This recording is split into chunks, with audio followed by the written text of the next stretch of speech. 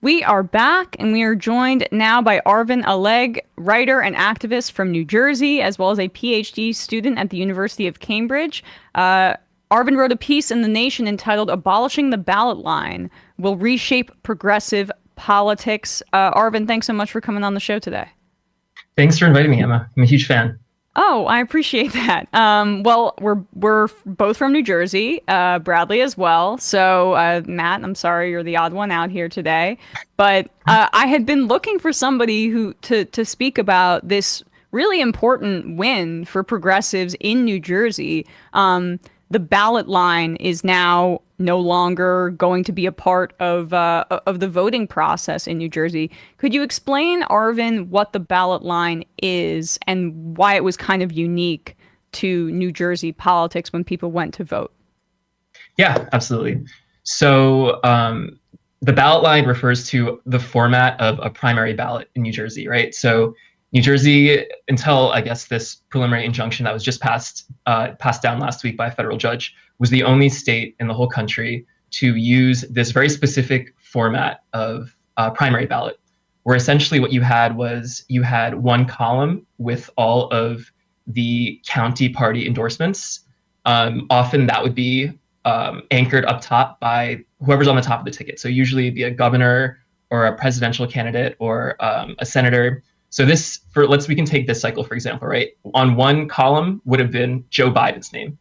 And below that would have been the county chairs or the county party's endorsements for House of Representatives, for town council, for all the way down to like the local level. Yeah, let's pull that up here. We have an example image for people watching on YouTube and the podcast audience here. Let's so you can see there, Arvin, keep going, but the how the county line is represented there by all of the candidates under Joe Biden in that column.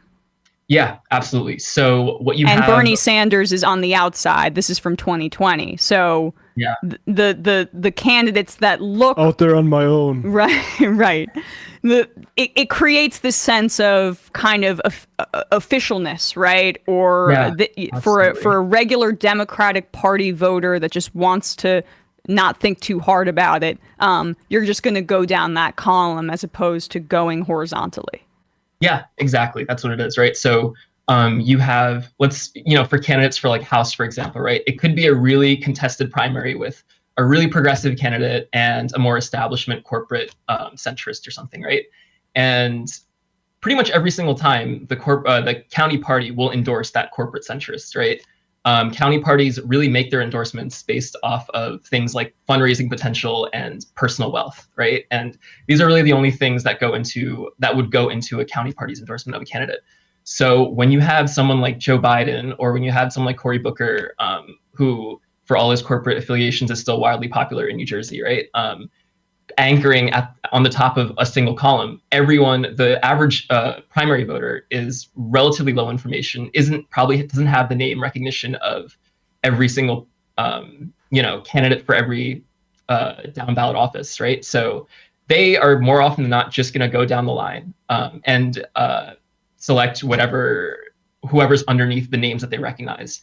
And on that Monmouth County ballot that you were just showing, you saw random candidates in down ballot offices in random corners of the ballot, right? And that's what activists would call ballot Siberia, right? So to be caught in ballot Siberia, right, means that it's not even known whether you'll be seen on the ballot, let alone selected, right? And there is a Rutgers University public policy academic, Julia Sass-Rubin, who has been the sort of resource on this. She's done empirical studies to show that on average, the ballot line endorsement gives 38% advantage, which essentially, right, is determining elections. It's completely determining elections.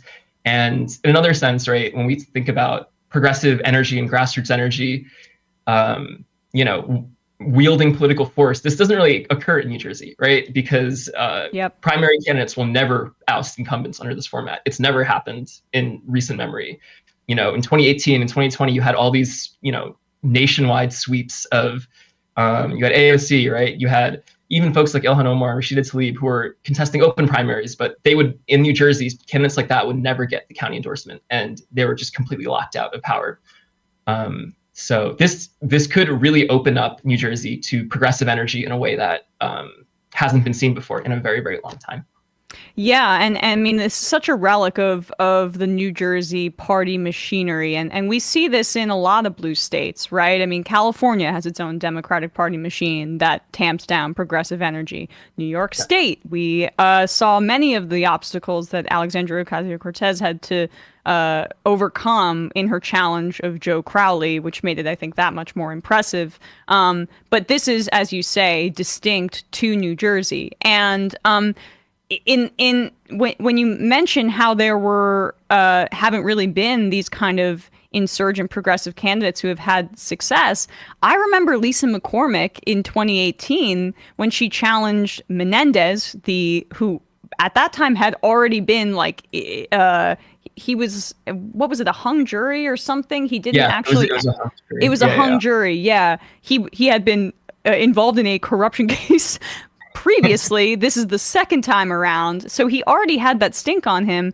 But Lisa McCormick in 2018 had no campaign, no funding, and she still did quite well. But because of these barriers, Menendez got reelected for another term.